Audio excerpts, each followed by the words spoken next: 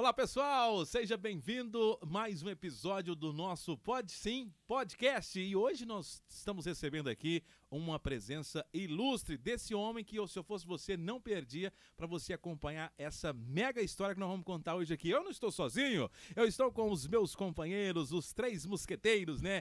Eu, Ivan de Souza. Fala, maninho, fala, Cosme, e aí, meus amigos. Olha, você que tá vendo aí, eu já quero começar agora. Pega esse dedo e aperta nesse se inscrever aí, ó. Curte o vídeo, né, maninho? Porque muita gente assiste a gente, Cosme. Sim. Aí não clica que quer ver, curtiu. Aí o YouTube não entende, ué, parece que ele não gostou muito desse vídeo, porque ele assistiu todinho, mas não curtiu. Sim. Aí quando a gente grava novo vídeo, cara, é o que o cara queria ver. Aí o YouTube não manda pra ele. Então, se você clicar aí em curtir, toda vez que novos vídeos, você vai receber a notificação acionando o sininho. Exatamente. E vai nos comentários aí e coloca quem que você quer ver aqui no Pode Sim Podcast. E já marca ele lá no Instagram e fala assim, cara, dá uma entrevista lá no Pode Sim Podcast. Maravilha. Não precisa, pode ser o Bolsonaro, o Lula. Quem você quiser mandar pra cá, manda que a gente vai entrevistar. Com certeza, aqui perguntar, a gente vai perguntar, né? É isso aí. Prazer pra mim estar com vocês novamente. Ivan, e nós estamos com ele também, nosso amigo Cosme Luiz. Fala, Cosme. Olá, tudo bem? A galera aí do Pode Sim Podcast, um prazerão estar com vocês em mais uma entrevista, em mais um episódio, né, gente? Esse episódio também tá fantástico, tá maravilhoso. Vamos Sua camisa tá menor desse episódio. Vamos conhecer aí uma... Encolheu, não encolheu? Vamos conhecer uma pessoa maravilhosa que tem uma história de vida bacana pra contar. E minha camisa realmente tá rochada. Você tá treinando, né, cara? Sabão em pó. Vamos lá, então? Tá treinando, não tá? Tá treinando. Gente, hoje nós vamos receber aqui no nosso podcast esse rapaz. Vamos falar de rapaz, porque pra mim ele tá jovem ainda, né? Que tem uma história maravilhosa. Doutor Elmar Ferraz, advogado, empresário, palestrante e pequeno produtor rural. Doutor Elmar, prazer receber o senhor aqui. O prazer é todo meu estar aqui com vocês, Maninho, Cosme, Ivan. Bom demais. De certa forma, a gente fica um tanto quanto emocionado de saber que estar com vocês do Pode Sim, da dimensão que tem o Pode Sim, a dimensão que está alcançando o Pode Sim, o crescimento que eu sei que ele está tendo, e eu aqui com vocês, eu me sinto realmente muito, muito orgulhoso, de verdade. Que bom, doutor. Então, fica ligado que já já a gente volta, logo após a vinheta, vamos saber um pouquinho da sua história. Já já a gente está de volta.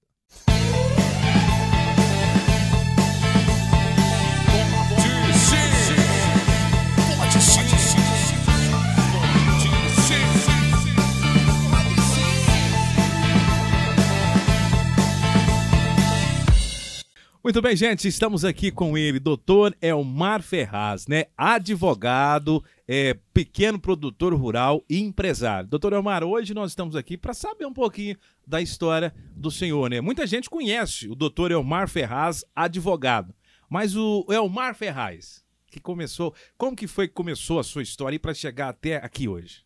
Maninho, minha história, para mim, eu acho ela muito interessante, né? De certa forma, sem falsa modéstia, porque... minha história começa, a história de todos nós, de todas as pessoas, né, começa exatamente no momento que ela nasce e talvez até antes, na sua concepção, vem dos seus pais, avós, etc. Eu diria, para falar um pouco de mim, mas assim, bem resumidamente, porque a história é longa, até porque já tem um bom tempo de vida aí, né, já percorrido. Eu nasci numa região do sul da Bahia, no alto de uma serra, no meio de uma Mata Atlântica, né, eu sou o 13º de 14 irmãos, de uma família extremamente pobre no sentido material, extremamente rica, com princípios religiosos e morais, mas que nós não tínhamos luxo, não tínhamos riqueza. Só para uma passagem rápida, quando meu pai e minha mãe ia vestir os filhos, era uma vez por ano, meu pai ia na cidade, não sei onde ele conseguia dinheiro não, mas ele ia na cidade, comprava uma peça de brincaque e uma peça de chitão. O brincaque, minha mãe fazia calça e camisa para ele e todos os 8 filhos homens. E aí a peça de chitão minha mãe fazia vestido para ela e todas as 6 irmãs. Então, brincar, eu não sei o que é brincar. Isso não é brincadeira, isso é pobreza. Isso é pobreza. Brincar que é um tecido. O chitão eu conheço. O chitão é aquele... Você não conhece o chitão? Não, o chitão eu conheço. Calça jeans. É o brim. Só que era um brim caque, da cor caque. Caque, eu pensei que era o nome. Brincaque. Eu tô... Não, mais claro. É mais sério, isso aí é marrom, né? Mas eu entendi. Não tem ninguém de caque aqui. Eu tô, mas eu não posso mostrar aqui. Não tão claro. Então essa parte aí você deixa. Em mais uma vez eu digo que o Pode Sim Podcast é diferenciado porque Porque aqui a gente conta a história das pessoas, né, Ivan? Aqui a gente quer mostrar que a gente de repente bate o olho e fala, o cara já nasceu num berço de ouro. O cara já veio com sapatinho de ouro. E aí o cara vem e me conta uma história dessa aí, cara. Você eu pensava, o senhor é baiano. Sou baiano de nascimento. Eu saí da Bahia, Ivan, aos 7 anos desse lugar. Eu fui para a cidade de Almenara, Minas Gerais, no Vale do Jequitinhonha e às margens do rio Jequitinhonha, onde eu aprendi a nadar. Fiquei lá dos 7 aos 16 anos. Tive uma infância feliz, né? Porque aos 8 anos minha mãe já nos educava de forma assim bem diferenciada, já colocava uma bandejinha de doce de leite na minha cabeça para me vender na rua, para ajudar no orçamento da casa, né? E aí tinha uma história de vendedor de revistas, de engraxate, aquelas histórias que muita gente tem, né? Mas assim, como eu disse, nós éramos materialmente, eu sempre gosto de frisar isso, materialmente muito pobres. E aos 16 anos eu entendi que aquela cidade, embora pudesse oferecer alguma coisa para mim, estava na hora de eu buscar novos horizontes. E mudei, então, para Belo Horizonte. Quando eu concluí o que se chama de ginásio, que representa hoje o ensino fundamental, e aí eu fui para Belo Horizonte, aos 16 anos, completinho. Fiz 16 em novembro, em dezembro eu parti para o mundo, começando por Belo Horizonte. Que bacana, rapaz. Você tá vendo aí, Cosmo? O cara vendeu... Eu quero saber dessa história, porque pareceu muito comigo essa história de sair de casa com doce. Eu não vendia doce, eu vendia café e chá na feira da minha cidade lá. Mas como que era? Quantos anos o senhor tinha quando vendia esse doce? Quando eu vendia doce, eu tinha 8, 9 anos, menos de 10, com certeza. Rapaz. Porque eu perdi minha mãe aos 10 anos, então eu tenho... E eu queria saber do senhor, assim, como que foi para o senhor hoje, a seu pensamento hoje, se ajudou mais o senhor ter trabalhado desde os 9 anos? Ou isso prejudicou alguma coisa no estudo, na vida? Ou se isso só ajudou, só teve um lado bom de trabalhar dos 9 anos? É interessante, Ivan, depende do ponto de vista de cada um. Eu fui beneficiado e prejudicado ao mesmo tempo. Eu fui prejudicado em razão de não ter recursos para poder dar sequência aos estudos. Sim. Mas eu fui beneficiado porque eu entendi que eu precisava ser, no mínimo, um dos meus irmãos, dos 14, digamos assim, a se destacar, a buscar algo melhor. Mas tem irmãos que ficaram bem melhores do que eu nesse aspecto, que não conheço assim qual era o pensamento dele na época, mas ele era muito dedicado e organizado e se formou em medicina depois, com a ajuda de todos os irmãos, menos minha, porque eu sou mais novo do que ele. Mas, então, isso aí contribuiu, como eu disse, para que a gente buscasse uma situação melhor na vida, né? Um posicionamento melhor. Como também atrapalhou, por conta disso, eu fiquei depois dos 16 anos, eu fiquei 6 anos sem poder ir à escola. Até em Belo Horizonte, teve uma passagem rápida lá, que eu passei no exame de seleção do colégio estadual, era muito concorrido na época, eu passei, mas aí eu tinha que pegar 2 ônibus de onde eu morava para chegar lá e eu não tinha o dinheiro para os 2 ônibus. Aí perdi aquela oportunidade. E continuei sem estudar. O senhor está falando que o senhor estudou, esse é o ensino fundamental, que o senhor teve dificuldade para... Hoje encerra o 9º ano. Isso. E o senhor teve dificuldade para fazer esse percurso aí, ficou 6 anos sem estudar, depois quando voltou não tinha como pagar o ônibus para ir para... Não, antes dos 6 anos, logo na sequência dos meus estudos, ali já aos 16 anos, eu inicialmente foi assim, eu não tinha realmente condições de estudar, porque tinha que deslocar. Eu não tinha essa condição, esse recurso financeiro para pagar o deslocamento. Muita gente não sabe, né? Mas antigamente que a gente fala, não é 40 anos, não. Até 30 anos, 20 anos atrás, não passava um ônibus na fazenda nem na porta de casa, não, né, senhor? Mas nessa história que eu estou te contando após os 16 anos, eu já estava em Belo Horizonte. Já era Belo Horizonte. O ônibus que eu falo é o coletivo. Mesmo coletivo, mas, por exemplo, hoje tem uma escola, cada cidade tem que ter a escola nos bairros. Antes as escolas eram mais distantes, ali do bairro, tinha que se deslocar mais tempo. Hoje a gente vê que até hoje tem criança que tem que deslocar muito tempo para chegar na escola. E o que ele está falando é que muitas crianças, por exemplo, no Nordeste, muitas crianças precisam parar de estudar para trabalhar, para ajudar na economia de casa. Exatamente. E essa foi uma escolha que o senhor teve que tomar por conta de não ter condições de pagar um coletivo para ir para a escola. Para ir para a escola e alimentar, né? Eu tinha que fazer uma opção, ou eu comia ou eu estudava. Quem vê seu Elmar hoje aí fala assim, né? Deve ter tido uma vida fácil. Por isso que tem o patrimônio que tem. Calma aí que daqui a pouquinho o negócio vai, a história eu falei pra vocês, cara, vamos convidar um camarada que tem uma história que me surpreendeu. Mas antes de contar essa história, deixa eu agradecer a galera que acreditou na gente, né? aos amigos da Retífica Vitória, né? Retífica de motores e mecânica em geral, meu amigo Lucas, obrigado mesmo. Valeu, Lucas. A Droga Shop, Caçu e Tarumã, meu amigo Du, rapaz. Capaz que Droga Shop completa, hein? Boa demais. É grande lá. Restaurante Churrascaria Toca da Onça também. O like é bom, hein? Eu gostei, hein? Bom demais. Continue assim, pimentinha. Continue assim. O nosso amigo Rubens, né? Da MC Som, Luz e Palco também. São nossos colaboradores. Eu quero também agradecer aqui em pessoa, né? Ao Dr. Elmar Ferraz e o Igor Ferraz também. É IFA, isso mesmo, né? EIFA, né? EIFA. Advogados Associados. Elmar, isso, Igor. Isso, obrigado mesmo. Foi um cara que quando eu cheguei, contei o projeto, ele já abraçou. Ele já abraçou o projeto. E também o Pódio 360, que hoje não vai ser o dia, mas eu quero trazer um camarada aqui que vai explicar direitinho como é que funciona isso aí. E já deixo aqui em aberto aqui, já falei em um outro episódio e falo de novo. Pódio 360, anota esse nome aqui vai ganhar o mundo, viu? Escuta só. 360 é uma escola de negócio em odontologia. Vai ganhar o mundo, vai ganhar o mundo. Bom demais, doutor. Então, a gente falando sobre a história do doutor Elmar Ferraz. Então, até aqui a gente já se surpreendeu, porque sabe que não foi bem do jeito que a gente pensava, né? Foi uma história um pouco difícil. Mas ela em Belo Horizonte, teve alguns acontecimentos também em Belo Horizonte também, que marcaram muito a vida do senhor, né? Sim, Belo Horizonte foi uma escola para mim, sabe? Foi uma grande escola, porque eu passei momentos assim bastante desafiadores e felizmente, como todos os momentos desafiadores da minha vida, eu venci. Passei momentos lá assim, por exemplo, eu vou citar um. Sim. Teve uma fase lá, não sei quantos meses durou, que eu trabalhava numa empresa de distribuidora de remédios. Era uma empresa que já estava em fase de falência, numa situação bastante complicada, e eu trabalhava lá, era bom o trabalho. O complicado lá era receber no final do mês. E isso, às vezes, me deixava numa situação difícil, porque eu não tinha dinheiro para comer. Então, o que eu fazia? Eu acho que eu fui bastante engenhoso na época, né? Chegava, eu comia por volta de 2 horas, de 2 a 3 horas da tarde, eu ia num barzinho que tinha em frente à empresa, tomava um guaranazinho, comia um pão com salame. Ali era o meu almoço e o meu jantar. E ficava feliz. Pra você ver que isso é tudo muito bom, porque eu sabia que ia ficar bom depois, né? Então, essa passagem é uma passagem de apenas um dos meus desafios, ainda adolescente, tinha uns 17 anos, 16, 17 anos ainda.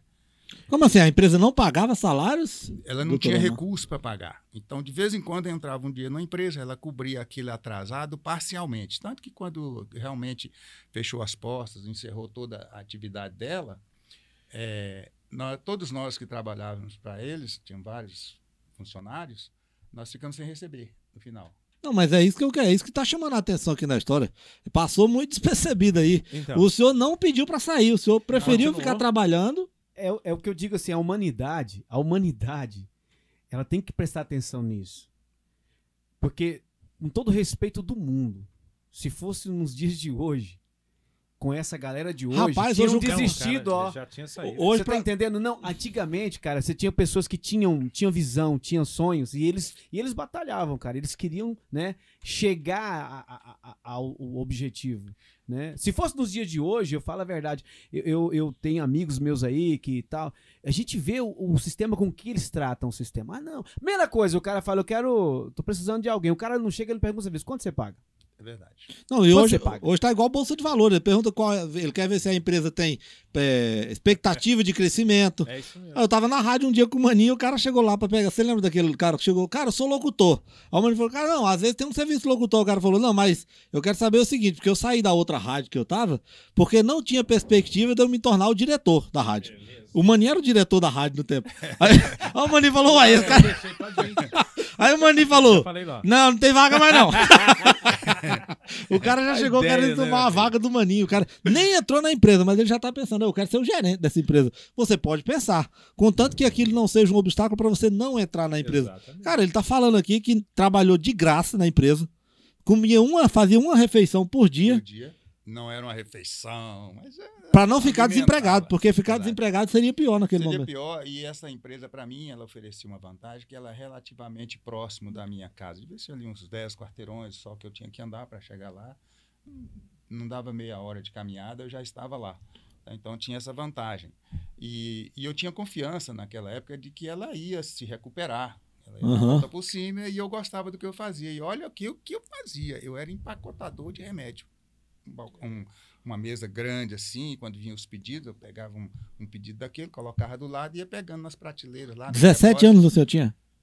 16, 17 anos, nessa época. E já tinha voltado a estudar aí? Não.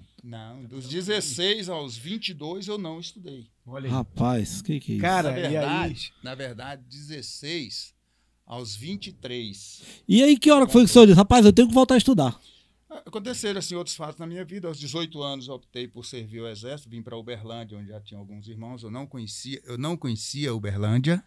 Eu vim conhecer Uberlândia e já me alistei e fui chamado para servir o Exército. E servi durante um período lá, aquele período obrigatório de praticamente um ano. Eu fiquei 10 meses e meio como soldado recruta, fiz um concurso lá interno para cabo, fui promovido, mas pedi baixa.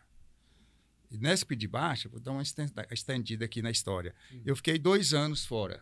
Voltei para Belo Horizonte. Aí fui trabalhar numa casa de venda de confecções. Balconista, né? Balconista. E durante o tempo que eu fiquei ali, na B. Moreira do Cal, quem os mais velhos devem lembrar, que era uma rede de lojas, vou citar aqui um exemplo, sem querer fazer propaganda, mas só para exemplificar, seria uma Casas Bahia da época. Aqui não pode falar Casas Bahia, viu? Não pode falar das Casas Você não podia ter Casas falado, Bahia. Você não podia ter falado Casas Bahia, não. Casas minha conterrânea. Casas Bahia. Querendo vocês aqui, hein? Você não podia falar Casas Bahia. Não, nós queremos vocês aqui, né? aqui. É brincadeira, seu Marco. Essa vai de graça, mas a próxima vai de graça, a próxima vem pra cá. Só não fala de novo Casas Bahia. Eu não falo mais. Casas Bahia. Então, era uma rede de lojas equiparada, né? Essa grande rede que nós estamos falando aqui. E eu trabalhei lá por um tempo, quando um sobrinho meu de Uberlândia me ligou, falou, vai ter um concurso aqui para sargento do Exército e você se enquadra dentro do nível de escolaridade que você tem. Eu falei, é comigo mesmo, porque eu sempre gostei muito de ler e de estudar. Apesar de não estar na escola, eu não parei com as minhas leituras. Quando eu tinha oportunidade de comprar livro, eu não comprava porque não tinha recurso, mas eu li o livro dos outros. Aí eu voltei para Uberlândia, fiquei um tempo parado na casa da minha irmã, me alojou lá, minha irmã mais velha, Maria. E fiquei ali, estudei, fui aprovado no concurso, né? Eu fui selecionado, tinha 700 vagas naquele momento no Brasil, distribuído para o Brasil, era um concurso federal, e eu fui o número 596. Eu não fui o cara, mas também não fiquei lá na azeira, né? Então, aí fiz aquele curso de sargento e voltei, isso eu tinha 22 anos de idade. Aí eu voltei para Uberlândia. No final do curso, eu escolhi Uberlândia, né? Por classificação, você podia escolher a cidade que você quisesse. Uberlândia e Brasília, eu lembro na época, eram os mais concorridos, as 2 cidades mais concorridas. E eu fui para Uberlândia. E ali eu fiz uma carreira, né, no Exército. Carreira curta. Fiz uma carreira curta, porque durante o tempo, aí eu voltei a estudar. Porque naquela época, isso foi em 1975, está distante, né, no tempo, o sargento do Exército ganhava muito bem. E eu nunca tinha visto tanto dinheiro na minha vida, de verdade. Primeira vez que eu recebi, e aí, que quando a gente termina o curso, eles dão uma ajuda de moradia, ajuda de curso, não sei de quê, mas não sei o quê, não sei o quê. Eu acho que dava uns 4 ou 5 soldos. E cada soldo era 10 salários mínimos. Eu nunca vi tanto dinheiro na minha vida. Né? Já comprei logo um carro, como todos nós jovens faziam, todos os sargentos jovens da época faziam, né? E voltei a estudar. Até eu não voltei a estudar por isso. Essa história do voltar a estudar, aí minha esposa tem uma responsabilidade muito grande nessa história. Quando eu soube, olha para vocês verem, quando eu soube que eu tinha passado no concurso para sargento do Exército, eu estava lá em Almenara, Minas Gerais, e conheci uma moça num carnaval. Fui lá passar o carnaval, fui de carona, esqueci o nome, fui de caminhão, né, de carona de uma distribuidora de coisas de supermercado, esses produtos assim, né, que ia lá para o Vale do Jequitinhonha. Eu conheci o motorista e falou que ia, então me leva que eu vou lá para Almenara. Eu fui criado lá, né, passei minha infância e adolescência lá. Bom, aí eu conheci essa moça, de uma família muito boa e de uma família muito rica também, assim, não os pais dela, mas todos os tios, enfim, eu conheci. E naquele momento eu fiquei sabendo que eu tinha sido aprovado no concurso e vim embora.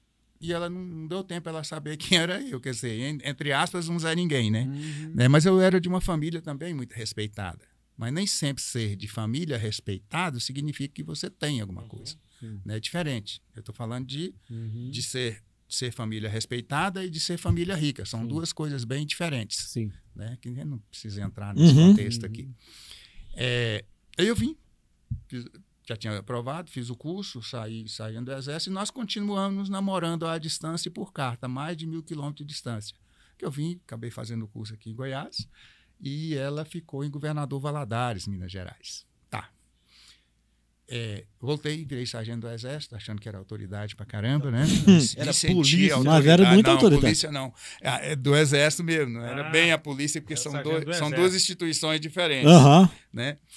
Aí, por que ela tem grande responsabilidade de ter voltado a estudar? Nesse meio tempo, ela concluiu o ensino médio, e eu não, estou lá no ensino fundamental. Que eu fiz o curso, mas não voltei a estudar. Né? Aí, ela passou no vestibular para medicina. Eu falei, danou-se, né? Porque, imagina, vai dar um conflito de intelectualidade, alguma coisa assim no futuro. Se eu continuar namorando com ela, que naquela época a gente namorava e gostava, acabava casando, né? Sim. Aí, no mesmo ano, ela fez o vestibular para odontologia e para pedagogia, porque ela soube que eu ia terminar com ela por conta de ela ter passado em medicina e mandou eu escolher. Aí. Eu falei, você vai realizar o curso dos seus sonhos, vai ser a profissional que você sempre desejou ser. Eu falei, não, eu sempre quis ser dentista. Então, ela passou em medicina em Belo Horizonte, em odontologia em Governador Valadares e pedagogia em Uberlândia, para ficar mais perto de mim, que eu morava em Uberlândia. Aí mas ela foi fazer odontologia lá em Governador Valadares, onde os pais dela moravam. Mas olha o nível de respeito que tem no relacionamento. Sim. Eu vejo muita gente falar isso. Primeiro, ele preocupou que não ia poder fazer ela feliz, não porque ela teria dinheiro ou teria um cargo melhor do que ele. O nível de intelectualidade. Pelos estudos que ela teria, ela ficaria mais avançada do que ele. E ele ficaria para trás. Ele falou, isso vai atrapalhar o nosso relacionamento. E ele só ficou preocupado, mas não falou nada. Ela sentiu, lá... Minha irmã falou para ela, que eu comentei com ela. Ah, sua irmã comentou para ela, falou, ele tá preocupado porque você vai ficar muito à frente. É verdade. E aí ela foi lá, fez outro curso. Que bonito, rapaz. Ela fez odontologia, mas o que eu fiz para... Tem uma história, né? Diz que é bíblica, né? Que se a montanha não vem a Maomé... Aliás, se o Maomé não vai à montanha, a montanha vem a Maomé. Ainda assim, porque ela me fez, de certa forma, garantir para ela que por esse motivo nós não terminaríamos um namoro. Aí eu garanti que não. E ela não dava outro motivo e eu tive que segurar as pontas, né? Ali, né? Ela não dava outro motivo? E o que eu fiz? Voltei a estudar. Eu vou voltar a estudar. Eu já tinha condição. A questão financeira não era mais... Já não era mais um problema. Não era problema. Aí eu voltei a estudar. Fiz supletivo. Não sei se você sabe o que é supletivo. Sei que eu fiz supletivo também. Você fez supletivo. Em 1 ano e meio, que eu voltei, depois que eu voltei a estudar, eu concluí o ensino médio.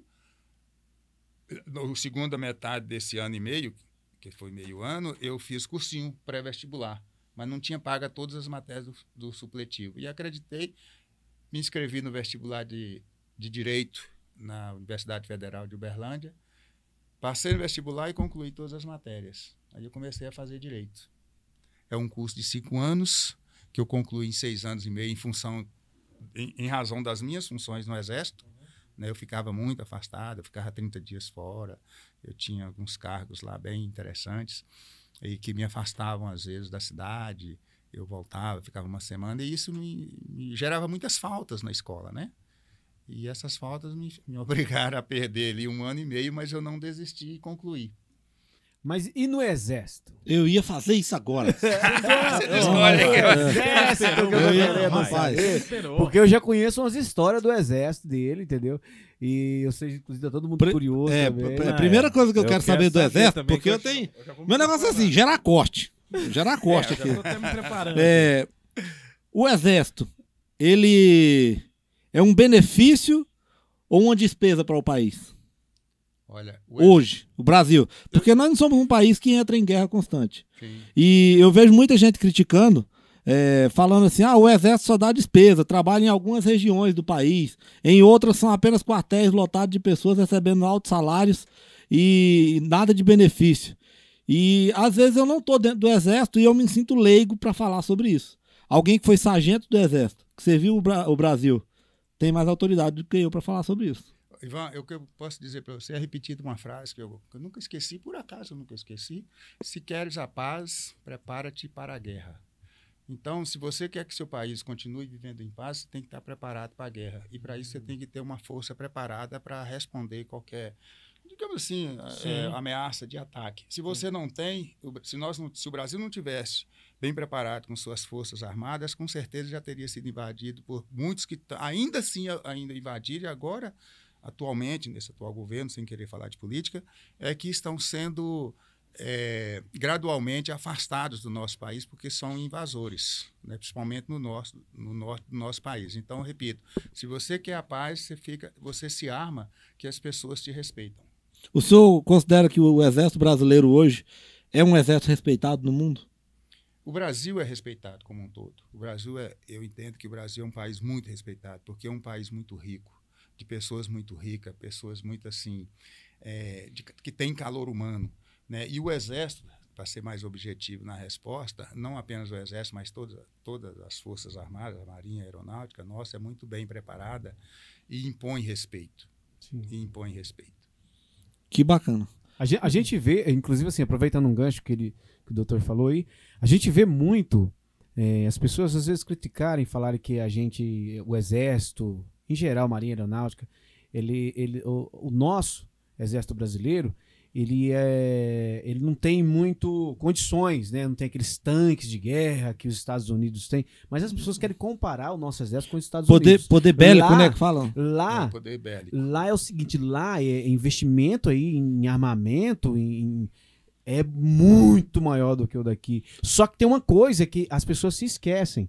Por exemplo, eu já vi, eu acompanho algumas pessoas que fazem parte do exército, inclusive treinam na SWAT, treinam nos SEALs da Marinha dos Estados Unidos. Tem gente que sai de lá para vir treinar aqui com o Exército Brasileiro. Tem polícias, principalmente Las Vegas, Texas, eles saem de lá para treinar com o BOP do Rio de Janeiro. Você tá entendendo? Lá fora, a polícia, vou falar da polícia aqui, a polícia lá fora, ela é respeitadíssima, a polícia do Brasil é respeitadíssima. O nosso exército na Amazônia também é referência, não é? O exército na Amazônia, o nosso exército, você tocou num ponto bacana, o nosso exército que protege a Amazônia, o exército brasileiro em si, lá fora, é muito respeitado, cara, muito respeitado, entendeu? Então, assim, o doutor falou um negócio muito sério, se não tivesse esse respeito lá fora, nós tínhamos sido invadido, ó. Há muito tempo. O exército de hoje não é o meu exército, entre aspas, de quando eu estive lá por 13 anos e um dia. É meu tempo de serviço militar. Evoluiu bastante, como tudo, né? Toda a humanidade evoluiu, o exército brasileiro também evoluiu. Claro. Evoluiu muito, a gente acompanha isso aí e com certeza melhorou muito em termos de tecnologia. Mas já naqueles tempos, eu saí do exército em 87, já se vão muitos anos, vão fazer 35 anos agora em abril. E já vinha pessoas, eu lembro bem que eu já participei de operações com militares americanos que vieram para cá para participar de operações conosco. Eles vieram para aprender alguma coisa, não que nós soubéssemos mais do que eles, mas com certeza nós sabíamos em algumas situações. Nessa época foi uma operação de cerrado, foi no campo, foi no cerrado, e eles vieram para se qualificar melhor naquelas situações. Talvez, no geral, certamente eles eram mais evoluídos, mas em algumas situações específicas eles vieram para aprender, assim como há esse intercâmbio com diversos países do mundo que o Exército, as Forças Armadas brasileiras encaminham oficiais, sargentos, militares, né, para participar e conhecer e aprender algo mais e trazer para transmitir para os que ficaram aqui. Claro que a história serve para isso, mas vamos falar de uma coisa que muita gente fala sem nunca ter vivido. E muita gente fala sem nunca ter buscado nenhum livro para pesquisar. Eu tenho dúvida de muitas coisas. O senhor viveu o governo militar. Vivi. O senhor acha que seria um governo que resolveria os problemas do Brasil? Hoje? Eu gosto de falar, eu não falo governo militar, porque o governo não era militar. O governo era de militares, é diferente do governo militar. Né? Eles falam assim, o governo de regime militar. O regime militar era dentro dos quartéis. E quando os generais da época, né, que tiveram a oportunidade de ser presidente, saíam dos quartéis para ser presidente, eles eram um governo Eles assumiu o governo e eles eram militares. Então, eles tinham uma formação militar. Mas eles não davam ordem unida, né, e nem exigia a continência de seus ministros. Tá? Então, não era um governo militar, era um governo por militares. E impunha respeito, impunha disciplina, no momento que o Brasil estava realmente precisando disso. Porque estava sendo tomado, hoje, ameaçado, numa época de mais democracia, estava sendo ameaçado pelo esse pessoal de esquerda radical. Sim. Inclusive com muitas guerrilhas, e eu tive a oportunidade de participar de uma delas, a famosa guerrilha do Araguaia, e eu já fui como soldado recruta, né? Não tinha assim, muito discernimento a respeito de militarismo, mas eu era um militar. Então, naquela época, nós estávamos sendo ameaçados pelos países comunistas, de um modo geral, que estavam cada vez mais se infiltrando e tomando conta de alguns segmentos sociais da nossa sociedade, do nosso país. Tá aí, mas aí o senhor acha que hoje resolveria? Não, acho que não. Eu acho que o país hoje, não é o país, a sociedade não está preparada para um governo de regime militar, certo? Mas é importante que eu entendo por tudo que está acontecendo no aspecto político. Eu não gostaria de falar de política aqui, se me permite, mas nós precisamos de um presidente mais austero, sabe? Mais sério, que realmente olhe para a comunidade primeiro e para o país. Isso é muito importante. Sim. Né? Nós estamos vivendo essa situação agora, sem querer defender nenhum político assim, mas nós estamos vivendo essa situação. Foi uma mudança que está ocorrendo muito rápido para melhor no país atualmente. A gente espera que se estenda por mais um pouco até o país se reorganize e que a gente tenha e possa oferecer para os nossos filhos e netos uma vida melhor. Ótimo, então, ainda dentro do Exército, a pergunta que os meninos saíram, um dia a gente conversou sobre isso, e as meninas saíram daqui me perguntando como é que o Dr. Elmar fazia. Não sei o que é. Fazia o quê? Eu tô aqui quase naquele momento, viu? Se você fizer aqui, eu vou dormir aqui. O Dr. Elmar uma vez contou pra mim, assim, em off, que devido ao Exército, você não tem muito tempo, você tem tudo horário, né? Corrido, ele conseguia, ele escorava ali e tal, sentava, escorava e conseguia dormir muito rápido. Ele tinha uma técnica. 30 minutos ele demorava? Não, 30 não. Dormia só 3 horas e descansava. Ele dormia 2 minutos, descansava 3 minutos, uma coisa assim. 2 minutos? Não, eu não acredito. Isso aí eu acho que você que inventou isso aí. Vai dando tempo de podcast, aí o Cosmo começa a mentir. Também aqui, ó. Eu vou deixar pra ele contar essa história. Os dois é amigo. Aí o Cosmo... Vamos fazer lá pra eles acharem. Não, o Cosmo fica assim, ele falou que ia pra ele que dormia 3 horas e descansava. Aí o Cosmo, muito amigo, falou, não, vamos diminuir isso aí pra 2 minutos, mano. 2 minutos. Eu quero saber dessa história. Doutor Elmar, conte essa história. Eu quero saber dessa história. Como que o cara consegue dormir 2 minutos? E descansar. Na verdade, o Exército não tem nada a ver com essa história. É apenas uma coincidência que quando eu aprendi essas técnicas, eu estava, coincidentemente, no meu tempo de Exército. Você não aprendeu no Exército? No Exército não me ensinou nada disso. O Exército por si, não. Eu aprendi. Você usou lá, né? Não, quem me ensinou de verdade foi um monge tibetano chamado Lobsang Rampa. Lobisomem Rampa. Esse cara que me ensinou umas técnicas. Além disso, outras coisas boas que a gente pode praticar na vida, mas essa de dormir era muito interessante. Hoje eu praticamente não consigo.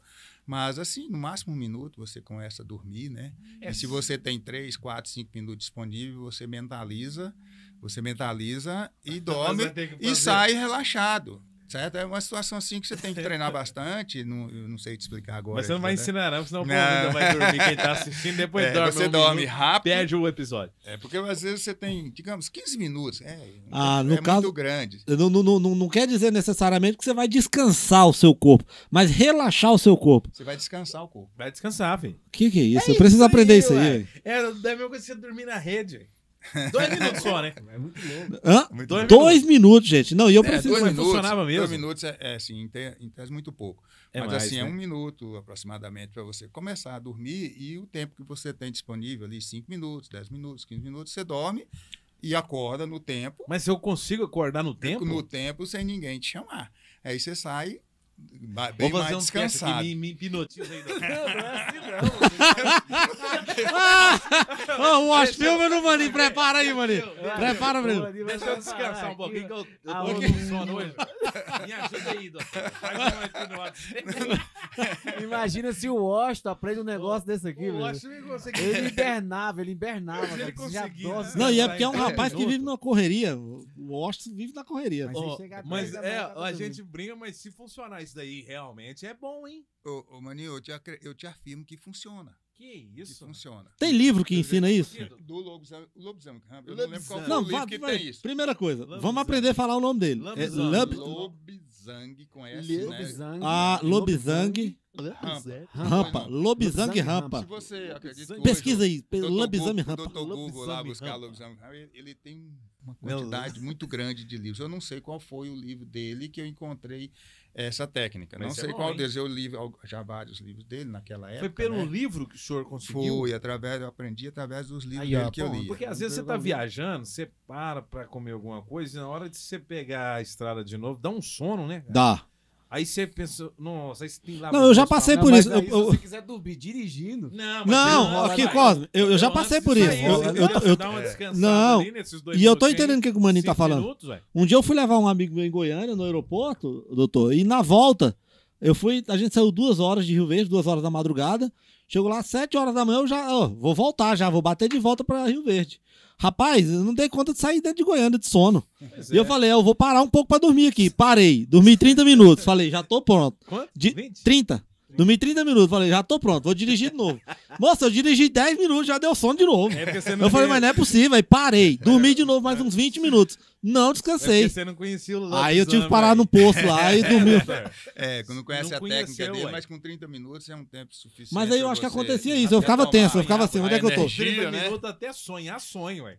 Né, doutor? Não, e tem mais uma aqui do doutor. Como vocês, eu sou amigo dele. Inclusive, meu doutor, nós temos o seguinte: se a gente vier pra conversar rápido, nós nem não senta pra conversar, porque nossa conversa aqui ela é demorada.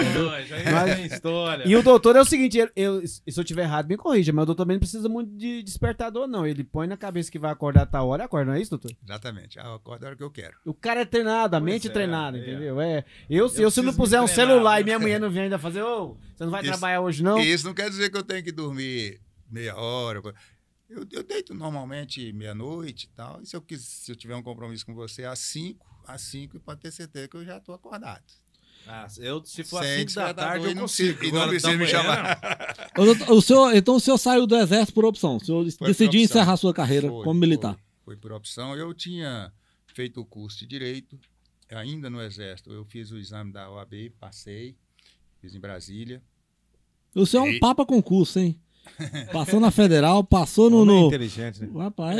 Não é inteligência. Inteligente todos nós somos, né? É assim, não sei, o estado de necessidade que a vida me impôs fez com que eu me tornasse... Eu gosto de dizer que eu sou estudioso. Eu gosto de estudar. Então, eu gosto de estudar. Vamos falar aqui, se hoje, digamos que o senhor está começando do zero. Certo. Hoje, estou no exército, o que o senhor faria hoje para conquistar o que o senhor conquistou na sua vida? Como que o senhor começaria? Olha, eu sou muito feliz e fui muito feliz. Deus fez plantão na minha vida durante o exercício da minha advocacia. Tenho muita gratidão a Deus por isso. Claro que muitas pessoas me ajudaram, mas respondendo a sua pergunta, se eu estivesse no exército, se tivesse que sair do exército para ser alguma coisa, eu seria vendedor. Vendedor? Rapaz! Por quê? Vendedor de quê? Isso, vendedor de quê? O que vocês estão fazendo? Vocês estão vendendo. Isso. Vocês estão vendendo a imagem. A minha imagem nesse momento, a imagem de várias e muitas. Não, eu não sou, mas vocês vão encontrar muitas celebridades por aí que vocês vão vender a imagem deles e vão, naturalmente, vocês não estão fazendo isso de graça, até porque vocês têm um grande investimento aqui em equipamentos, né, em estrutura. Então, vocês estão vendendo. Assim como o dono da loja da esquina ali está vendendo lá as confecções, os tecidos dele, outro está vendendo carro lá na concessionária, na garagem, enfim. A melhor profissão que existe, sem dúvida nenhuma, você não precisa de diploma de curso superior. Chama-se vendedor. Até porque quem conquista um diploma de curso superior, se ele não souber vender, dificilmente ele terá sucesso, resultado, digamos assim, financeiro, né? Ele pode estudar muito e não adianta fazer pós-graduação, especialização, que se ele não for um bom vendedor, ele não vai ter sucesso. Tudo você tem que saber vender, né, Tudo doutor? Tem que saber vender. Aí é onde entra o Pódium 360. Pronto. É uma escola de negócio da odontologia. Nós pegamos o Pódium 360, que na verdade é o Instituto Brasileiro de Gestão em Saúde, que é a nossa empresa. Pódium 360 é o nome fantasia. Ela é uma escola de negócio. Ela pega o dentista de mocho, grande profissional, excelente profissional de excelência, né? Ali na técnica de trabalhar, cuidar de seus pacientes. Na atuação. Mas insatisfeito com os resultados. Aí entra o Pódio e transforma a vida dele. É uma assessoria, então. Mas na área empresarial, no empreendedorismo. Entendeu? Transforma ele num vendedor da profissão dele. E transforma ele num empresário e vendedor da profissão dele. Na verdade, vocês vão ensinar ele. Exatamente. Gente, vocês não estão entendendo, o que esse cara tá falando, não. Vocês não estão entendendo o que esse cara tá falando, não. Ele muda. Você é locutor há 22 anos, né? 21, 22 anos, certo? É a mesma coisa de eu chegar e falar, cara, tem uma equipe aí, uma empresa, que ela vai mudar o conceito. Você pensa que você sabe.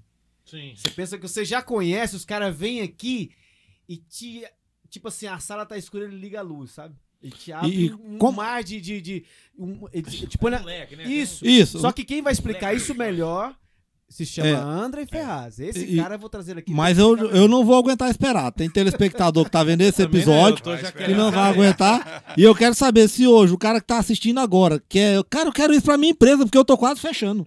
Eu tô querendo desistir de ser dentista, de ser odontólogo. Eu quero ser outra coisa. Eu vou abrir uma loja pra mim, porque eu não tô aguentando mais. Eu preciso disso. O que ele tem que fazer? Nós temos vários alunos, pelo Brasil afora. Hoje nós estamos em 23 estados do Brasil. Faltam ainda 4 para a gente conquistar os estados, de certa forma, até como referência. Vários alunos que estavam exatamente nessa situação que você descreveu. E fechando as clínicas, fechando os consultórios, e tiveram a oportunidade de conhecer o Pódium 360, onde o nosso mentor, o nosso guru, né, é o André Ferraz, meu filho mais novo. É uma empresa onde o André e o Igor, meu outro filho, somos sócios. Mas o nosso mentor é o André. E e essa pessoa que você disse, nessa situação de fechar a clínica porque não está dando, sei lá, não está dando resultado, quando ele conhece os métodos que o Pódium oferece, com certeza, eu podia mostrar para vocês, não vou mostrar, depois eu vou mostrar em off, a mensagem que foi encaminhada para meu filho, André, em razão de uma situação como essa. Eu podia até contar a história aqui, mas não estou autorizado. Talvez o André conta quando ele foi entrevistado com vocês. Para resumir, mas resumir para vocês, eu posso falar, eu conheço os caras. O Pódio 360, ele muda a vida. É por isso que sempre quando você fala deles aqui... Sim, eu puxo... Você fala assim, eles vão ser conhecidos no mundo. Cara, eu conheço os caras, eu sei... Aí eu sento com o Dr. Elmer, ele me conta as histórias, sabe? Ele muda a vida das pessoas, cara. O André vai vir cá e ele vai contar algumas histórias de pessoas que estavam assim...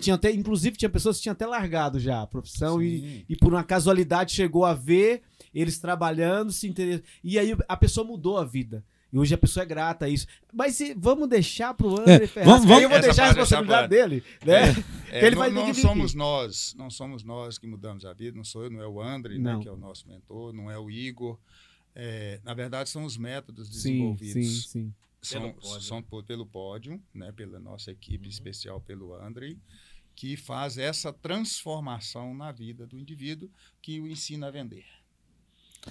Mas como o Ivan disse, doutor, ele quer saber assim, a pessoa está lá assistindo hoje, mas como que ele entra em contato com o Pódio? Tem um Pódio 360, site? Vai lá. Pódio 360. Tem o site, né? .com.br. Mas só colocar lá Pódio 360, já André Ferraz é o nome que aparece. Aqui. E começa a assistir os vídeos dele, que são muitos, sem gastar um centavo. A pessoa que for assistir... É de graça? Não. Aí que é. Isso aí que eu já ia aprender a ser dentista. Mas lá não aprender a vender. Não, eu tô entendendo. Quem entra no Pódio, quem passa a ser nossos alunos, ele não melhora a técnica dele. Ele já tem que ser bom lá onde ele fez como profissional, curso dele, graduação, pós-graduação, especialização, mestrado, etc. Ele tem que ser bom por isso.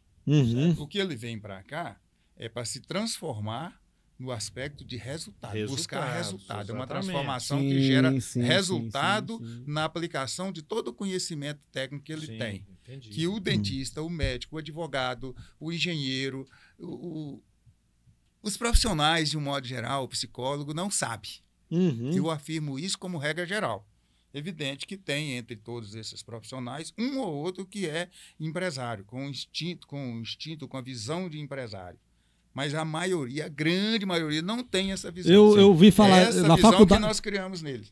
Na faculdade eu ouvi isso de um professor, que ele falou que a nossa faculdade, ela nos prepara para sermos empregados e não donos dos nossos negócios. Tanto que quando a gente sai da faculdade, a gente sai preparado para trabalhar para os outros. Exatamente. Mas o pódio, doutor, ele trabalha só com odontologia ou outras áreas também? Ele atende só dentistas? Maninho, eu não quero aprofundar no pódio, mas eu vou responder a sua pergunta. Mas aqui nós gostamos dessa... Vai que sai um negocinho aí, né? O pódio hoje, ele trabalha quase que exclusivamente com a odontologia. Por que a odontologia? Nós trabalhamos com vários segmentos anteriormente, o mesmo pódio. Trabalhamos aqui vocês já citaram nomes aí que cresceram em função dos métodos que nós ensinamos para ele, citou aí mais cedo, na área de farmácia, na área de construção civil, né, de material de construção, padaria, salão de beleza. A gente saiu de salão ali de 3x4, hoje está numa casa bonita, né? Em função dos métodos conhecidos. Então, todos os segmentos empresariais. Mas aí nós achamos que estava difícil. Você tinha que entender de padaria, entender de material de construção, entender de farmácia.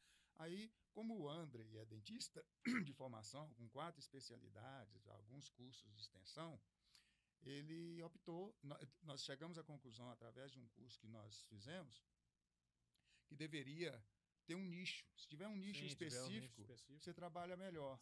Escolhendo odontologia porque ele entende de odontologia. Foi tudo que ele estudou na vida. Aí ficou mais fácil. Resumindo, pódio 360. Se seguir a meta, é resultado garantido. Se seguir a risca, é resultado garantido. Agora vamos sair do pódio 360, senão nós estamos dando spoiler demais. O método alcança a meta. Isso. Voltando lá, o senhor tinha passado na OAB, estava no Exército, passou na OAB.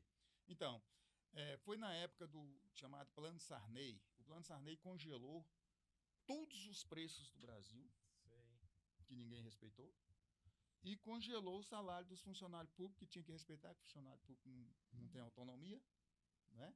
E eu entrei nessa porque eu era funcionário público de salário congelado. E aí os supermercados esvaziaram pelo preço que não podia, só podia vender pelo preço tabelado do governo, mas não encontrava o produto naquela época, né?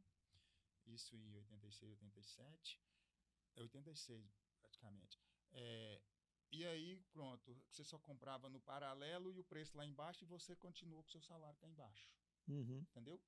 E eu chamei minha esposa, que já era dentista, eu já tinha 2 filhos, e falei com ela, falei assim, eu, mais ou menos assim, né? Eu não sou bobo, eu já fiz o curso de Direito, já passei no exame de ordem, eu tenho certeza que eu sair daqui pro mundo, em pouco tempo eu consigo ficar numa situação melhor do que nós estamos hoje, porque você congelar seu salário e tudo que você consome no dia a dia vai lá para cima no preço, não é fácil para poder sobreviver nessa situação. Aí, com pouca conversa, ela concordou comigo e eu fui lá, sim, de uma boa, tranquilo, saí de bem com o Exército, adoro o Exército, devo o Exército, tanto que eu falo assim que o Exército pra mim foi pai e mãe na minha vida durante esses 13 anos e um dia que eu tenho de serviço militar, o Exército foi pai e mãe para mim. Certo? Se eu tivesse feito umas 3 ou 4 faculdades, certamente não teria aprendido tanto como eu aprendi lá nesse período. E de relacionamento com pessoas, principalmente, de ter de ter me direcionado, me disciplinado. Eu era um adolescente rebelde, em função de perder a mãe com 10 anos. Também não justifica ser rebelde por isso. Tá? Não justifica nada perder mãe.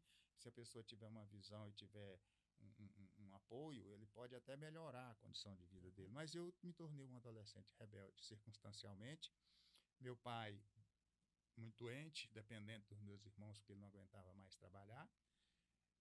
eu perdi meu pai, eu estava servindo o exército, no primeiro ano de exército, em 1972, eu tinha 18 anos. E aí a vida ficou mesmo esperando. O mundo abriu os braços, eu falei, me acolha aí porque eu estou indo, né? Eu vou fazer a minha parte, como fiz, eu penso que fiz. E foi assim.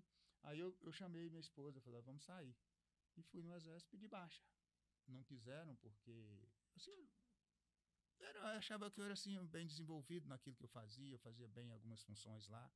Não era só eu, claro, ninguém é insubstituível nesse mundo, né? Todos nós somos facilmente substituíveis. Eu também era, mas já estava ali no momento. Né? É como tirar um de vocês aqui agora do Pode Sim, vai fazer falta. Não são insubstituíveis, mas vocês vão resistir. O Cosmo vai sair, não, Cosmo, não sai. O Cosmo decidiu sair, eu saí. E vim para Caçu, a convite de um sobrinho meu que morava aqui. E aqui eu comecei, não foi de graça. Passei momentos extremamente desafiadores. Mas eu tinha 2 filhos, a visão era outra de vida. Né? E vim para cá. Deu certo. Dediquei, fiz o que tinha que fazer. Eu tinha algumas habilidades no esporte. Eu fui atleta um determinado período.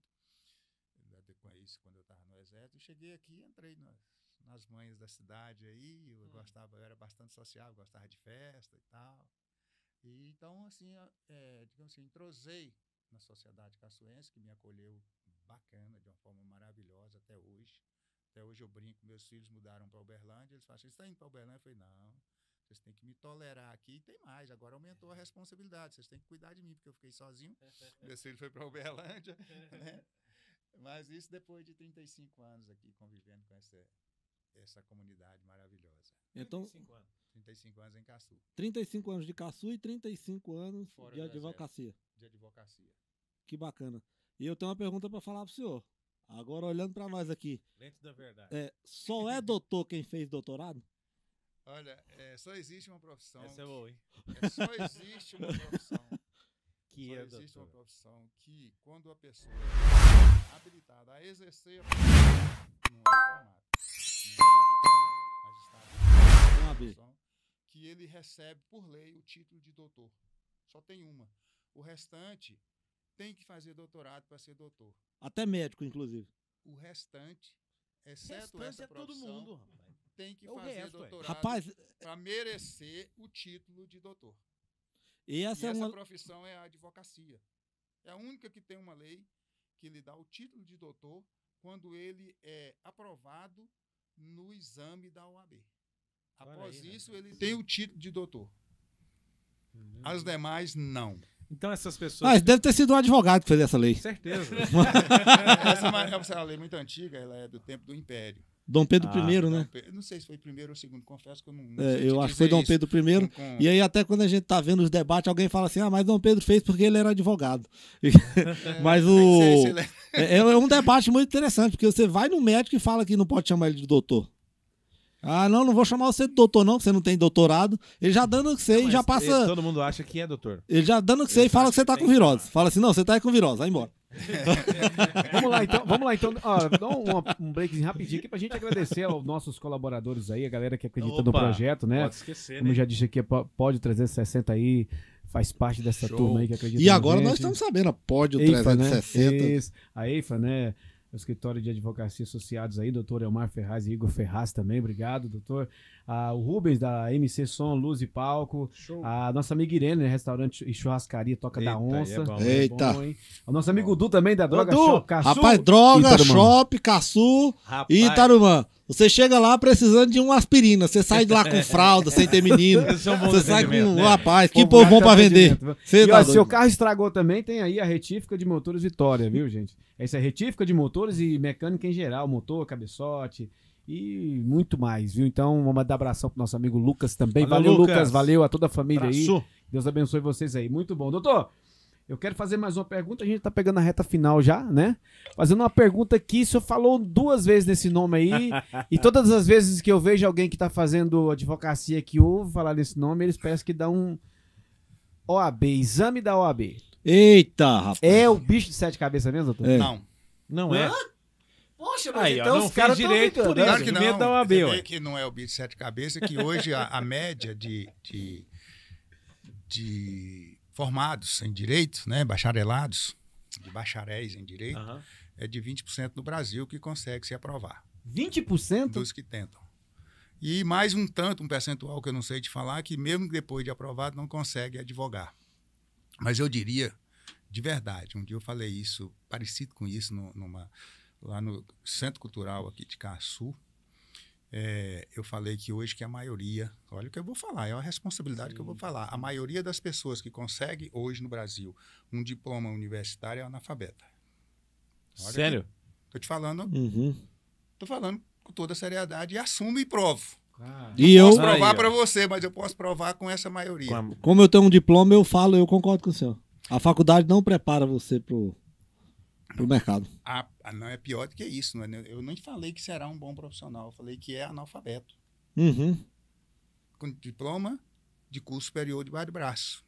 E você vai encontrar aqui em Caçu, uma pequena cidade de 15, 18 mil habitantes, vários balconistas com curso universitário. Verdade. Porque eles não sabem o que faz com o diploma. Eles pegaram o diploma, mas não aprenderam. Exatamente. Né? A diferença é isso aí. Então, hoje, de verdade, o que eu, Elmar Ferraz, dou valor não é ao diploma, porque eu sei que as nossas faculdades, infelizmente, estão num nível de estudo bastante deficitário, medíocre até. Medíocre não, que medíocre significa média, né? Está abaixo do medíocre. Eu diria que o grande valor que a pessoa que quer crescer na vida tem que conquistar é o conhecimento. Isso aí não precisa de diploma. O senhor falou sobre isso quando o senhor não tinha dinheiro para comprar livros. O senhor pegava emprestado? Eu pegava emprestado para ler, mas eram livros de literatura que eu pegava emprestado, né? Aí já os livros de direito, quando eu comecei a trabalhar, eu comprava, porque eu precisava usá-lo diariamente. Não dá para me pegar um do colega, usar e devolver, que amanhã eu poderia estar precisando de novo. É diferente, é o livro profissional. Mas eu formei numa outra época, quando para formar você precisava saber. Se você não soubesse, você não passava, você fazia prova, se você não tivesse nota, você não passava. Né? Até porque não é porque eu formei na Universidade Federal, que hoje a Universidade Federal está muito parecida com isso também, que basta quase que só a frequência para você passar de ano, eles te empurram para frente. Né? No tempo do senhor, o ensino médio reprovava? O ensino médio? Qualquer ensino. Qualquer ensino. Todos os níveis que eu estudei, para você passar. Hoje não tem mais, não reprova mais. Por isso que eu não formei, porque eu fui reprovado no ensino médio. Pois é, eu também fui na segunda série de ginásio, eu fui reprovado. Eu tenho esse ano de reprovação na minha vida. Mas era um capetinha, sabe? Mas eu nem sei quantos anos eu tinha, mas já era bem jovenzinho, início da adolescência. Mas se você não soubesse, você não passava. Diferente de hoje. É por isso que, em razão de que não pode ser reprovado, que nós pegamos a criança lá do ensino público, principalmente, do particular, quando os pais são exigentes, nem tanto, mas do ensino público, você pega a criança e leva ela até a faculdade e ela não sabe ler nem escrever. O que é saber ler e escrever? É saber pegar, fazer uma redação, fazer uma carta, escrever alguma coisa, um ofício, escrever de verdade. E saber ler é depois que você terminar de ler o texto e saber o que você leu. O que não ocorre com os nossos, com a maioria, vou tornar a afirmar, a maioria daqueles que têm diploma universitário. Isso é verdade. Os que não têm, que passaram por esse nível de escola. Infelizmente, eu estou falando isso assim, não sei nem porquê, mas infelizmente é assim e é verdadeiro. Eu falei isso no Centro Cultural uma vez, num evento da educação aqui em Caçu, e eu falei isso, foi muita gente que mexeu na cadeira. Quando eu vi a besteira, não sei se foi besteira que eu falei, eu falei assim, gente, eu provo. Isso aí. Ninguém se habilitou a querer saber. a prova, ao exame. Eles na hora eles ficaram nervosos, né? Rejeitaram. Eu continuo provando hoje, mas eu tenho que provar para aqueles que estão de nível universitário, tem que pegar vários. Não adianta eu pegar um isolado. Sim, não, tem que ser mais. Doutor Omar, uma lição de vida que o senhor passasse hoje para quem está assistindo e ouvindo esse podcast. Que o senhor fala, eu acho que esse é o segredo do sucesso. O segredo do sucesso, acho que tem vários, mas eu diria assim, você nunca desista de seus objetivos. Você traça a sua meta, traça o seu objetivo, foca, não desvie a atenção, que com certeza você vai conquistar. E aí cabe a cada um saber aquilo que ele quer. Porque tem o difícil, eu não gosto dessa palavra difícil, eu diria o desafiador, mas aí eu tenho que retornar ao difícil. O difícil é encontrar a pessoa que sabe o que quer. Porque nós vivemos numa época do imediatismo. Sim. As coisas que parecem boas é aquilo que te dá um retorno imediato. Nós não entramos, a maioria das pessoas não consegue traçar uma meta a um prazo razoável para ela trabalhar. É como subir uma escada, degrau por degrau, até alcançar o topo. Se vocês observarem, a maioria dos investidores normais, né, a maioria dos empresários, eles começam e fatalmente não chegam aonde eles gostariam de chegar, mas eles não fizeram uma programação, não determinaram o objetivo e não passaram pelo caminho que tem que passar. O ser humano, ele ganha na vida. Eu vi essa história e eu achei muito bonito. Eu acho que, não lembro agora quem, não sei se foi Mahatma, que falou que o ser humano ele ganha um botão na vida, que é a máquina do tempo. Ele quer ser advogado, mas ele não quer enfrentar os 5 anos de faculdade, então ele vai lá e compra um diploma. Sim. E aí ele não consegue passar na OAB. E há um preço. Além de perder o dinheiro, ele ainda tem a vergonha. Ele quer comprar um carro, mas para isso ele precisa guardar dinheiro durante 4 anos para poder economizar e comprar aquele carro. Ele não quer isso. Ele vai lá, aperta a máquina do tempo e financia o carro, onde ele tem que pagar 2. Ele quer emagrecer, mas ele não quer ter que fazer um hábito saudável, ter que ir para a academia todo dia. Ele prefere ir lá e fazer uma cirurgia plástica ou tomar remédios que vão prejudicar a saúde. O ser humano tem um botão da máquina do tempo e ele prefere muitas vezes utilizar esse botão do que fazer o caminho mais difícil que o senhor falou. Eu vou pegar o seu exemplo do que você falou aí da advocacia e não basta você passar os 5 anos da faculdade. Acho que para ser um bom advogado, tem que saber ler, tem que saber escrever. E você só aprende a ler e escrever lendo, e não é lendo livros jurídicos.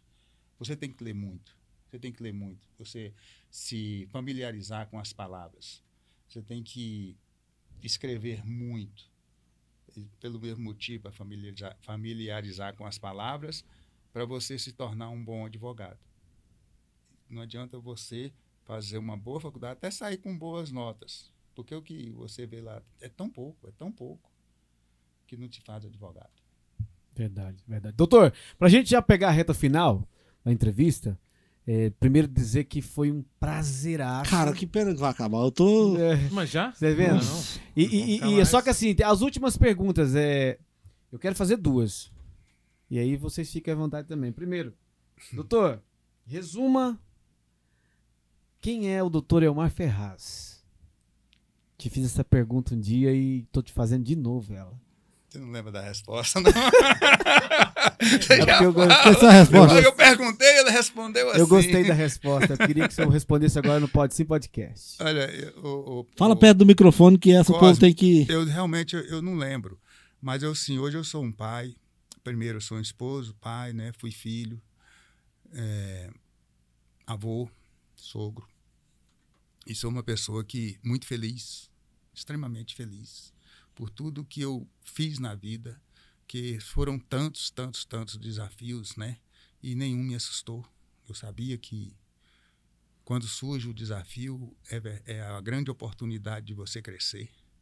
Quando você começa um empreendimento que não dá certo, que maravilha, oba, porque não deu certo. Mas com certeza você tira dali aprendizados fantásticos para você começar o próximo, mais bem estruturado. E eu construí minha vida assim, sabe? Pelo pouco que eu falei aqui, vocês perceberam que eu não recebi nada, não ganhei nada. Tanto que quando hoje a gente fala de negócio, eu não falo, eu vou fazer esse negócio ali, eu vou ganhar dinheiro. Eu não vou ganhar dinheiro de ninguém. Eu vou fazer um negócio, eu vou focar nele, porque eu vou fazer dinheiro. E dinheiro, a gente não pode ter vergonha de falar dele. Quando você faz dinheiro, e se alguém te perguntar, eu ganhei ali, ó, R$1, R$10, R$100, 100 milhões, sei lá. Você não pode ter vergonha, você tem que fazer as coisas. Ninguém te dá nada, então você não ganha. Tá? E eu passei a minha vida fazendo, conquistando, feliz quando dava certo, feliz quando não dava certo. Então é esse cara, pronto. Sabe, na idade que eu estou, cheio de projetos, nós temos projetos novos para ser iniciado agora, então, olha lá se não foi esse mês ainda, outros tá ali na forma, certo? Nós temos bons projetos de vida e assim a gente vai construindo, executando, trabalhando, mas acima de tudo, buscando sempre cada vez mais conhecimento e transmitindo nas primeiras oportunidades que tem para outras pessoas, porque aquilo que você sabe, que você guarda para si, não vale nada se você não tiver a oportunidade de passar para frente. O senhor não, só coisando aqui, o senhor é exemplo, então, e motivação, né?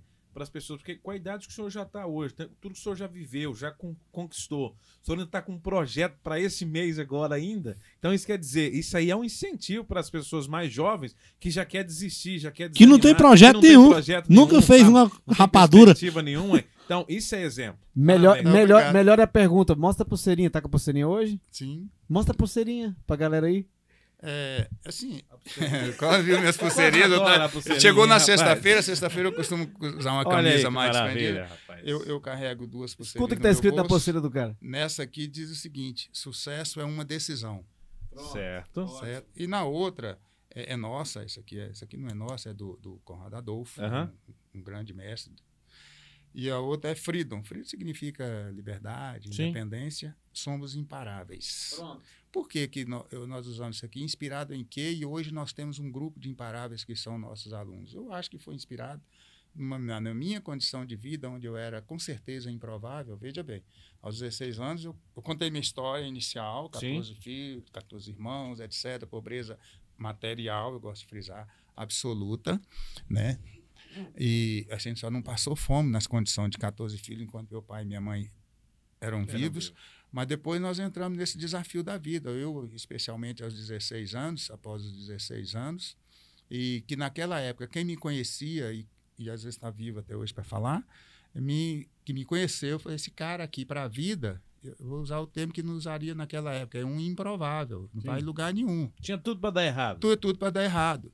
E o que Deus me iluminou e permitiu? Que eu tomei decisões certas. E hoje eu me considero um cara imparável. Aí, nada realmente me segura. Tô pronto. Foguete não tem ré. Foguete não tem ré. Foguete não tem ré. Tá aqui, mesmo, ó. Isso aqui é nosso. Foguete não tem ré. Aqui, pode usar, né? Foguete não tem ré. Foguete não tem ré. Aí o cara fala assim pra mim, não, mas tem uns foguetes, cara. Aí eu falei pro cara, você vai querer, qual que é a opção que você vai querer? Cair ou...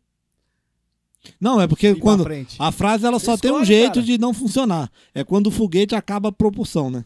Sim. E tudo é preparativo e uma decisão. Foi mal projetado, o foguete parou, acabou a propulsão, ele volta. Mas quando você realmente... se você é o foguete, a sua propulsão não vai acabar. Você tem o foco. Cara, então é isso. Eu tenho uma pergunta aqui. Vamos lá. Eu vou fazer para o senhor 4 perguntas e o senhor me responde. Eita, mas é de uma vez só. Uma e é em poucas palavras. Sim. Um homem. Referência. Jesus, homem. Uma mulher. Minha esposa. Uma fé. Eu sou católico. E um livro. Desconfio do destino e construa sua história. É isso aí. Muito obrigado. Bom, cara, eu gosto demais. Muito bom, doutor. Doutor, antes de mais nada, eu quero agradecer escritor do livro. Cara, quem é o escritor do livro? É massa. O próximo, não é bem o próximo, mas uma das pessoas que você vai entrevistar aqui no futuro. E nós vamos falar desse livro também. Que maravilha. Muito bom saber, né? Que a gente não sabia. Doutor, mas antes eu quero agradecer muito o senhor, que você foi um dos primeiros que acreditou no nosso projeto, através do Cosme, né? Que ele conversou com o senhor.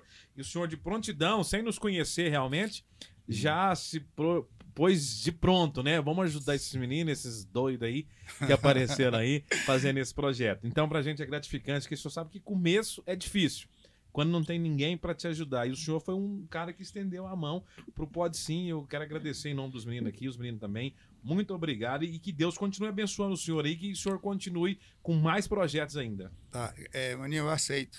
Eu aceito o seu reconhecimento, os seus agradecimentos.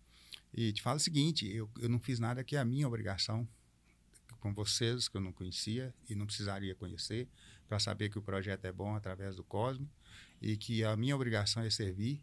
E eu tinha, naquele momento, alguma coisa que eu podia oferecer. Quase nada, mas um quase nada. Quase nada que para nós é tudo. Que tudo. Poderia, era essencial. Que dá uma propulsão, usando o termo que você usou aqui agora, né? Que dá uma propulsão para vocês.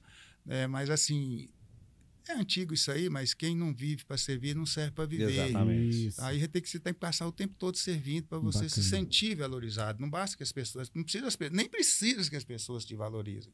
Você que tem que se sentir valorizado. É o que eu falo para eles aqui, me servir, mas eles não querem me servir. Eles não querem. Eu tento explicar para eles. Mano, o máximo que você tem que pedir assim é me tolera. Tô sem água, Tiagão. Tô sem água. Me serve. Te tolerar já... Não serve, eles não estão entendendo. Te tolerar já é uma grande coisa. Mas isso é bom. Vocês têm que ouvir a voz da experiência. Entendeu? Doutor Omar falou, vocês têm que me servir, gente. É simples isso. É simples. Gente, obrigado, doutor. Obrigado mesmo de coração. Deixar aqui minhas últimas palavras. Obrigado mesmo. Que Deus continue abençoando vocês. Galera, cara, foi fantástico. Essa entrevista também de hoje foi eu não esperava. Top das galáxias. Top das galáxias. Eu, por mim, eu ficava aqui. Olha, você que tá assistindo aí, não fica só com esse conhecimento pra você. Pega esse episódio de hoje, ó, manda pra um amigo seu que você acha que precisa melhorar a vida. A história desse cara aqui, ó. O cara não tinha dinheiro pra pagar a passagem pra estudar. O cara trabalhou de graça fazendo uma refeição por dia pra não ficar desempregado. O cara depois foi pro exército lá. No exército começou a estudar, decidiu estudar por conta da esposa, por respeito à família. Olha a lição que ele dá de vida aqui: respeito à família, trabalho, servir o próximo e honrar o que ele tem na vida, a oportunidade que ele tem, pegar a oportunidade. Verdade. E a frase que ele tem ali, ó, foguete não tem ré. Por isso, agora eu entendi porque que ele gosta dessa frase. No dia que eu vi, eu já... Ele é imparável. Muito obrigado. Eu que agradeço mesmo essa grande oportunidade que vocês me deram de estar aqui com vocês. Não apenas com vocês, né? Eu sei que o Pode Sim é uma empresa que vai crescer de forma gigante, né? Vai alcançar muitas pessoas. Amém. Espero que algum dia uma frase dessa aí sirva de incentivo para alguém, de motivação para as pessoas crescerem, porque todas as pessoas merecem o crescimento. Ela só precisa atentar para isso, acordar para isso, falar assim, eu posso. Vai lá, projeta e faz, sabe? Faz toda a sua programação e vai lá e conquista aquilo que você quer. Eu queria deixar o título do livro, mas se for me perguntar, eu queria assim para colocar como frase final. Mas mesmo assim eu vou manter, né? Isso. Como sendo a minha frase final, que é: desconfie do destino, construa a sua história. Maravilha, isso aí é sensacional. Até o próximo episódio. Gente, mas já? Vai. Só agradecer o pessoal aqui que está patrocinando a gente, muito obrigado. Aí você que quiser também fazer parte, está aqui na nossa tela, é só procurar a nossa equipe aqui para você poder fazer parte do nosso Pode Sim Podcast. Obrigado a todos, fiquem com Deus, ó, se inscreva lá, dá like e também comenta. Aciona o sininho lá, né? E comenta. Fala, rapaz. Siga o Instagram. Isso, o Thiago tá aqui, rapaz. O Thiago tá aqui falando pra ele, segue no Instagram, Facebook. Muito bom. Segue tudo aí. Eu tenho minha fase desmotivacional aqui. Nossa! O doutor Omar, isso aqui sabe o que é? Esse povo que tá desmotivado, essa frase serve pra se motivar. Então vai. Vamos ver. Frase desmotivacional de hoje. Lute como nunca, perca como sempre.